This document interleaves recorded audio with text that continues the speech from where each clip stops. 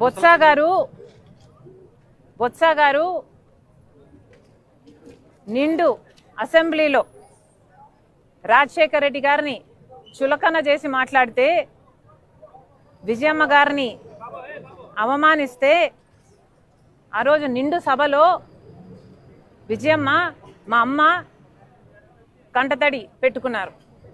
అప్పుడే కాదు, ఇంటికి వచ్చి కూడా ఆ రోజు చాలా బాధపడ్డారు. నేనే ప్రత్యక్ష సాక్షిని.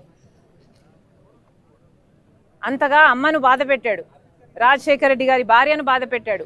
అది కూడా రాజశేఖర రెడ్డి గారిని చులకన చేసి మాట్లాడి నిండు సభలో. అలాంటి బొత్స గారు నిన్న కన్నీళ్లు పెట్టుకున్నారని విన్నాం. ఎందుకు పెట్టుకున్నారో నాకైతే తెలియదు, కానీ నిజంగా విజయమ్మను అంత బాధ పెట్టినందుకు పశ్చాత్తాపంతో కన్నీళ్లు